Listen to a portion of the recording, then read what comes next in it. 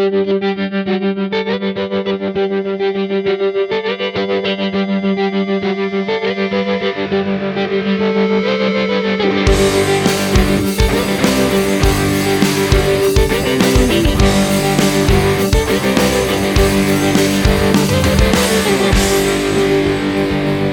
we go from the Silver Creek Studios. I'm Jared, and this is the B-Fibs Almanac. Well, they finally did it. The Cardinals are back under 500. With a 26-27 record, they haven't been under 500 since they were 4-5 on April 7th. And here we are on May 28th, Tuesday night, and the Cardinals are under 500. It's pretty depressing, but we've got a lot of stats to look at and information to discuss, so let's dig in. All right, as we said, the Cardinals lost tonight, Tuesday night, in Game 1 of the Phillies series on the road, and are now 26-27 for a sub-500 record. They have not won a series in the month of May. They have to win the next two in Philly in order to be able to win a series in May.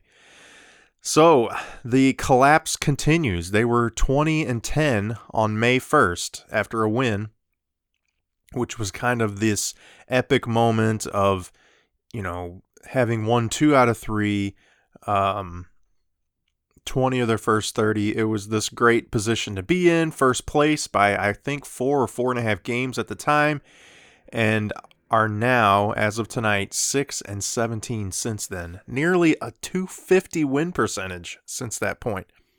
It's insane. So we're calling them a 500 team, but over the month of May, they've been a .250 team.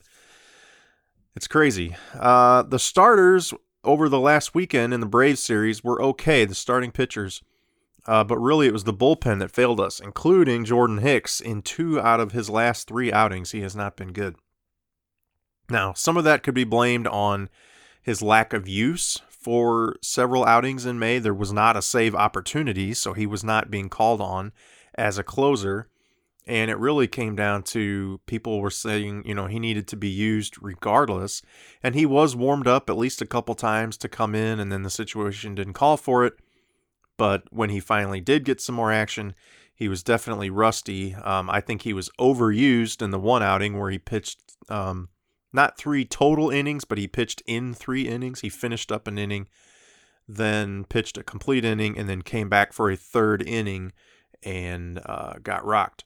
Now, he did have a very good 1-2-3 outing the previous timeout, but his last timeout was when he blew it for us and gave up those 3 runs without getting it out.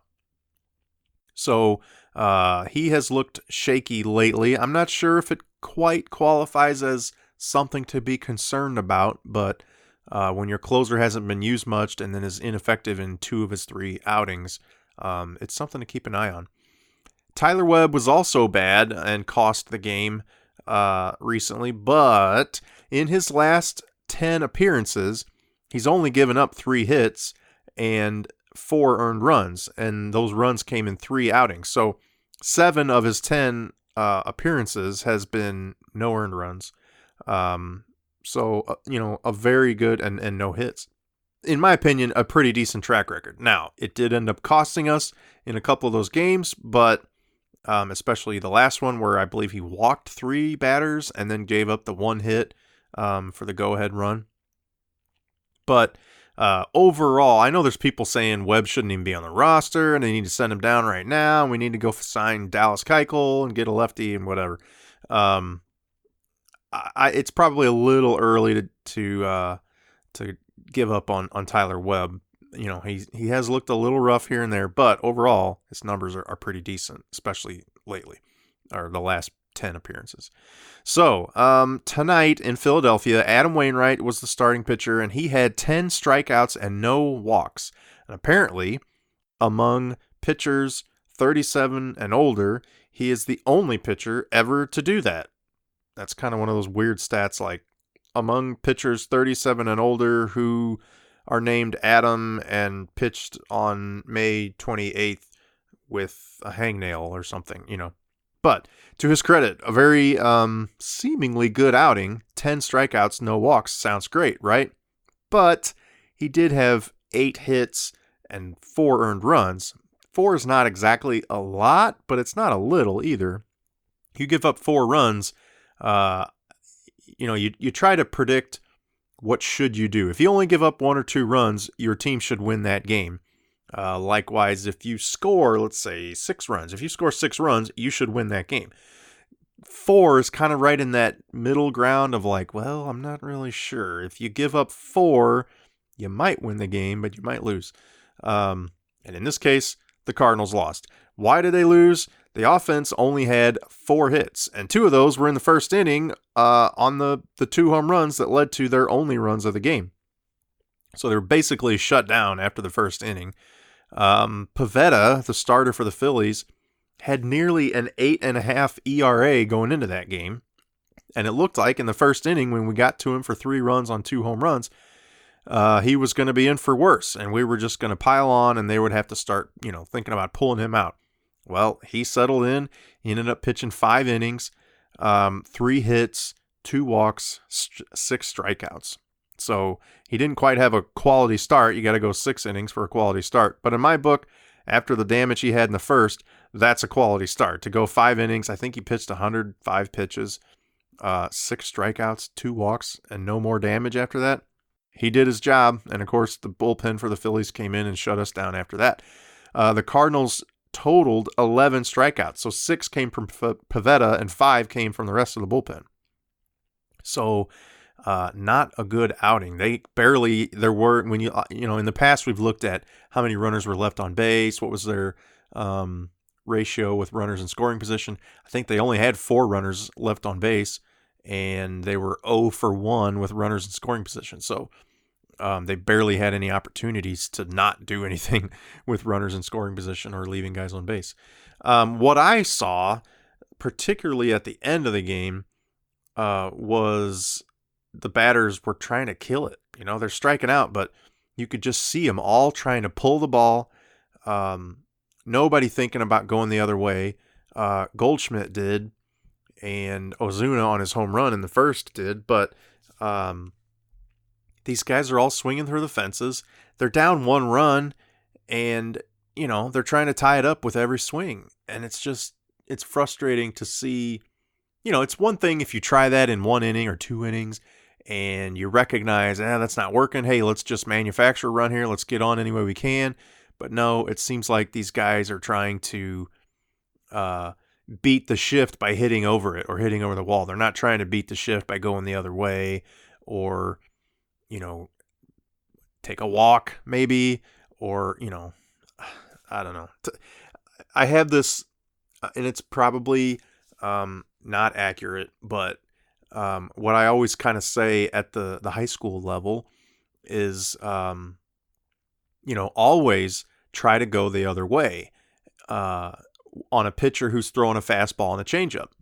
If you're trying to go the other way, even right up the middle, but like if you're left or a right-handed batter and you're trying to go right center, hit it right over the second baseman's head or maybe between the pitcher and the second baseman, that kind of thing. If that's your approach, then if you're doing that on a fastball and that's the direction you're trying to hit it, then if it is a changeup, you're going to be out in front, but you still are probably going to square it up. You're just going to pull it.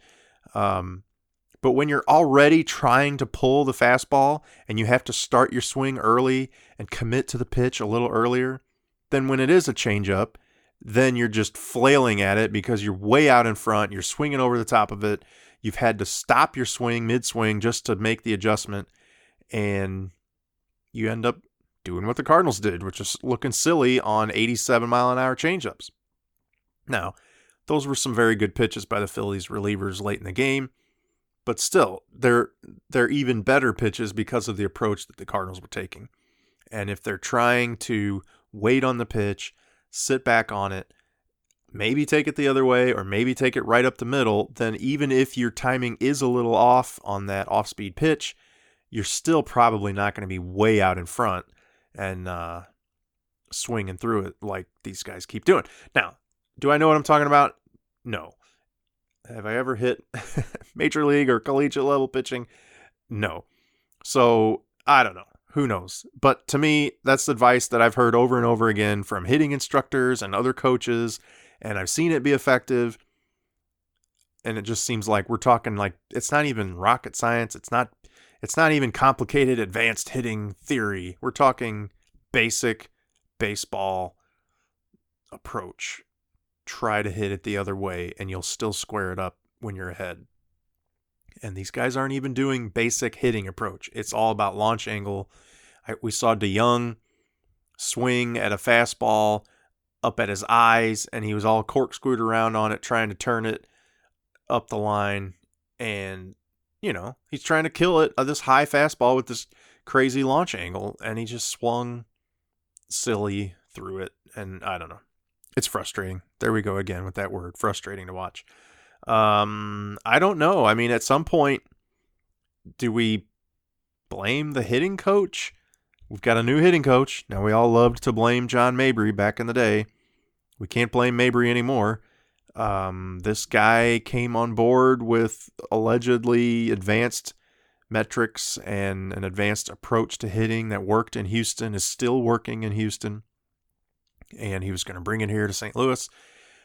So far, it has not really worked. Some of the most prominent hitters on the team, Goldschmidt, Carpenter, are in career worst funks they've not been in to this extent or this long ever in their careers. And they just look bad. Now, Goldschmidt did hit a nice kind of one-handed home run tonight. I can't believe it went out the way it did. It didn't even sneak over that wall. It was well over the wall. But, whatever. Besides that, he's been pretty bad lately. So he only had 2 extra base hits in the month of May before that home run. So, he's not been doing his job. Carp's not doing his job. Yadi's not really doing his job. Kolten Wong has dropped off big time. Ozuna has really been doing what he's been doing. Not necessarily hitting for average, but definitely hitting for power and RBIs. Can't complain about Ozuna. Martinez hasn't been getting to play as much, so he's fallen off a little bit with his consistency. He's still been okay, but we're just not seeing the offensive production that you have to see. So, and, we're seeing what we did expect from Adam Wainwright, which was, well, he's going to be effective, but he is going to be susceptible to the long ball and, those big hits. He's going to throw you a ton of curveballs, but every once in a while he's going to hang one. He's going to try to get a fastball by you after getting you to guess off speed, and every once in a while he's going to, he's going to guess wrong, the hitter's going to guess right, and they're going to square one up. But as long as he kind of limits that damage to 3 or 4 runs, you should have a chance. Well, that's what he did, except they don't have a chance because they aren't hitting any runs. They're not getting enough hits. They're not getting enough run support, and it's getting pretty old. So, I don't know. That's about all you can say about it. It's got to turn around. It's going to come down to the players. Shildt has tried a little bit to change the lineup. He's really just sort of swapped around Carpenter and Fowler. And since then, Fowler's hitless. Let me check to see again what he did tonight. I didn't write it down. I should know. Hold on. So tonight, Dexter Fowler was 0 for 4. So he's still, since moving into the leadoff spot, which, I think he deserved to be in that leadoff spot. He definitely had the on-base percentage for it. He had been hitting with just enough pop, but mostly he'd been taking walks and getting on base and doing that job, but doing it in the 6th spot. And Carpenter was absolutely not getting the job done. And so, I couldn't argue with the move to put Fowler in leadoff, but since then he's hitless. Now it's a fairly small sample size. I think we're talking 4 games now. I believe it was the whole weekend series against the Braves and then tonight against the Phillies. So in 4 games, he doesn't have a hit. And I forget what his walks have been, but his on-base percentage hasn't been great either. So, is that going to change? Is he going to get back to what he was doing? Probably. Carp actually has been hitting a little better in the 5-hole, 6-hole, wherever they've slotted him in. He had a home run the other night. He had doubles, RBIs. I believe he's the one that tied it up on Saturday before Jerko took the lead with the big home run. So the move kind of paid off for getting Carpenter going, but it absolutely backfired for keeping Fowler going and getting the guys on base in front of Goldschmidt, who, by the way, is still striking out at a career worst pace and is batting second in the order. So not only are we not getting guys on enough in front of him, but when we do, he's striking out too much. Your number 2 hitter cannot strike out that often. And for a guy who hasn't been hitting for power, it's just not a great combination. So he's striking out and he's not driving in runs when he is getting a hit. So I think they should move him to 3rd or 4th in the order until his batting average climbs way up. And, I'm not sure who you slot in second. If you move DeYoung second, maybe that's the answer. You just put DeYoung second, Ozuna 3rd, Goldschmidt 4th. And, I don't know. Do you put Bader in there somewhere? He's been hitting pretty well lately. Maybe let him bat lead off, or maybe bat second. I'm not sure. It's not an obvious solution, and that's part of the issue Shildt has. But I don't think he's done enough to try to change it up. Now, I also appreciate the fact that he does stick with a lineup. I thought Matheny messed with lineups way too much, and that's what made it hard on these hitters to know what their role was, to be consistent, to know whether they were going to get yanked out of the lineup the next night. That was getting a little too erratic with Matheny, but Shildt, you could argue, is a little too stuck in his ways with the lineup that he trots out there. I do think there is some room to kind of move it around, especially when it's not working at an epic pace like the month of May. You need to try something a little different. So we'll see. I think he probably will if this continues for another day or two. But I wouldn't mind seeing Goldschmidt out of that 2 hole until he stops striking out so much. So we'll see. That being said, I wanted to ask the question that I've kind of had some self-reflection lately on my own approach to following the Cardinals. Now, I'm a big baseball fan. I'm a big Cardinals fan. I wouldn't be doing a B-Fibs podcast if I wasn't. But I take losses pretty hard. And I get upset when the team doesn't play well. I'm probably not excited enough when they play good and they win. I don't know. I do get excited when they win, but it really bothers me when the team doesn't play well. And part of that is, I have an investment in it, not necessarily financially, but just emotionally and time. And baseball's a big part of our lives, my family's lives. So it's one of those things that I don't just kind of observe in passing like some people do. But I'm surprised by how many people, fans of the team, don't seem to care that much when they lose. I wouldn't say it's the majority of fans. I don't know. It's hard to say. But I'm always surprised when I run into people, stat heads, guys that follow the game, guys that I feel like are similar to me, these analytics that really study and know what's going on. And they're just kind of like, oh, yeah, they're in a slump. Yeah, they'll get out of it. Yeah, we'll see. That's baseball. And I'm like, no, it's not. This isn't normal baseball's ebb and flow, swings and slumps. This is a horrible stretch of baseball. And if they're not careful, they're going to finish last in the division. I mean, we're not talking, second or the second wild card or, they just missed the playoffs by a game. I mean, we're talking about they're a 500 team right now, and they're playing at a sub 500 pace. They could absolutely finish in last by a long shot. So, it's just a disturbing trend what we're seeing.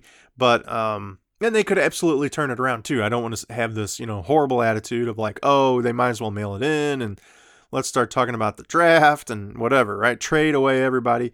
I'm not saying that, but it bothers me to see players with what looks like a poor hitting approach, pitchers that aren't executing, management that's not doing enough to bring in a competitive team. We were all told to, basically sit and watch what we got, because these guys are really talented. They did go out and get Goldschmidt, which was a big pickup, but was also a risk. We've talked about those risks on the show. His age and his downward trending numbers. I do still think he's going to turn it around and have a productive season, but, here we are all about to start June, and he's not looking that great. They did go get Andrew Miller, who by all accounts was the best lefty available, arguably. And even with his downward trending numbers last year, it was still better than any of the lefties we had. So that was considered a good move, but he's been very inconsistent this year. Very good sometimes and very bad other times. Really no in between. So, but those are really the only big moves they made. And they had the opportunity to make a lot of other moves. And we've seen other previous recent moves that other teams have made that the Cardinals could have done. When Houston got Justin Verlander, he was right there for the taking. Anybody could have got him, including the Cardinals. And he's turned out to be, this amazing pickup for them. Garrett Cole was the same way. Now, he came from a division rival. I don't think they were necessarily going to let him go to the Cardinals. But, if they really wanted him, he could have been a guy we could have picked up. And he's been very effective for the Astros. So some of these other moves that they just don't make for whatever reason, they feel like they don't need to, or they don't want to invest the money in it or whatever. And then it pays off hugely for the teams that do make that move. So it's just like, I don't know. Here we are about to start June. Are they going to do anything to make this team better? This sub 500 team, are they going to try to improve? Are they just going to keep trotting out the same lineup and the same pitchers night in and night out and hope that they just turn it on? And I kind of think that's probably what they're going to do. We are going to have Genesis Cabrera is going to get the start tomorrow or Wednesday, whenever you're listening to this. And that'll be his first major league start. He has apparently been better in his last 2 outings in Memphis, but he wasn't very good before that. And he wasn't very good in spring when he was auditioning for a spot on the team.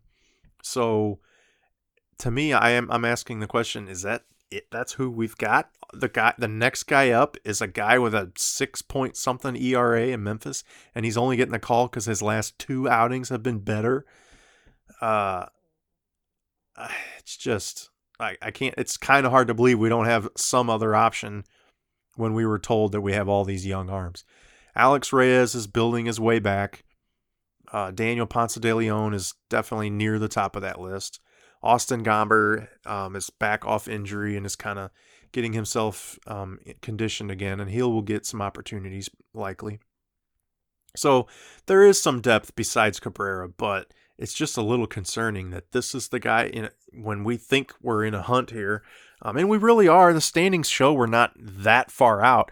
As bad as we've been in May, the Brewers and Cubs have not run away with it. Now, they've definitely got a nice cushion over us, but we'll get into the standings here in a minute. But, we're fortunate to be where we're at, but the fact that we're bringing up a Memphis pitcher who's totally unproven, even at the AAA level, it's kind of concerning to me. So we'll see how it plays out. Maybe he'll be lights out and he'll be the difference maker for the season. I don't know. Who knows?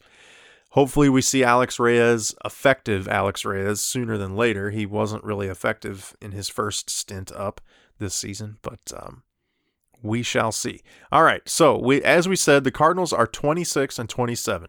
Big if, all caps _ if the Cardinals win 2 out of 3 the rest of the season, which I don't think anybody expects that to happen, but if they somehow turn it on, go on a tear, and they win 2 out of 3 the rest of the way, they would finish with 98 wins. Everyone would love to have 98 wins. So I think by all accounts that would very likely win you the division. I think, almost absolutely would get you in that wild card if it didn't win your division. But 98 wins would be tremendous, but it's going to require them to win 2 out of 3 the rest of the way. If they play like they have been at a 500 record, they're going to have an 80 or 81 win season. So, obviously that's not very good, and I think that's probably going to finish last in the division. The Reds are last right now, and they're only a game back of the Cardinals. And they've been hot. They've been knocking everybody off. So I think they're definitely going to pass us up if we don't turn it on here soon. So this division is definitely going to tighten up. We've been talking about a 3-team race between the Cubs, Brewers, and Cardinals, but the Pirates are tied with the Cardinals right now, and the Reds are right there. This is going to be a 5-team race all season, I think, unless it turns into a 4-team race and the Cardinals are on the outside looking in. We will see. So the standings run down. The Cubs are, I believe they were losing the last I looked. I'm pretty sure they lost. Let me double check. The Cubs ended up losing. So the Cubs are now 30-23, still in first, just barely, over the Brewers, who are 31-25. They actually have an extra win, but 2 more losses, so they're a half game back. The Cardinals are 26-27, just like the Pirates. Both of them are 4 games back of the Cubs, and the Reds are 26-29, same number of wins as the Cardinals and Reds, and they are 5 back. So Cubs, Brewers are half a game back, Cards and Pirates are 4 games back, Reds are 5 games back. So it's, we're not out of it as bad as they've been this month. They're only 4 games out of first, which is pretty miraculous. So they can definitely turn it around. We've got the weekend series with the Cubs coming up. I think we've got something like 6 of the next 12 games or something like that is against the Cubs.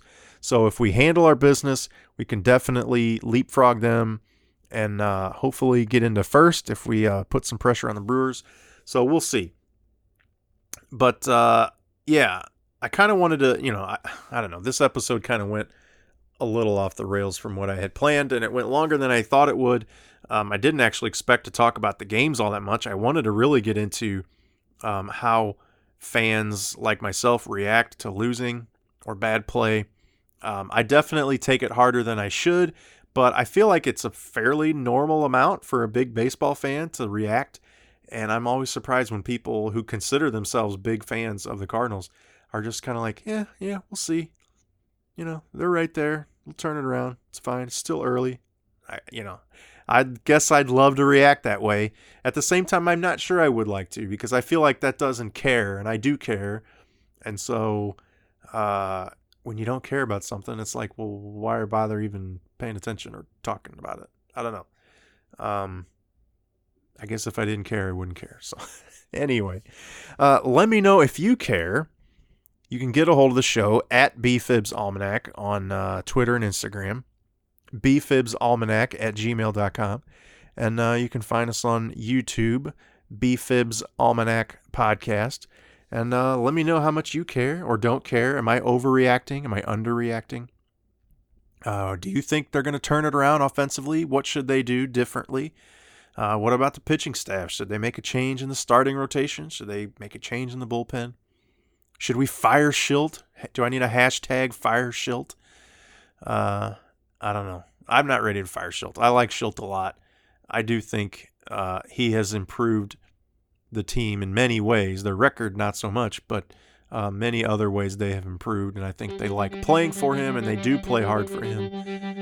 He's not the reason at this point that they're struggling, so don't fire Shildt just yet. Anyway, all right, I appreciate you listening. As usual, I'm Jared, and this is the BFibs Almanac.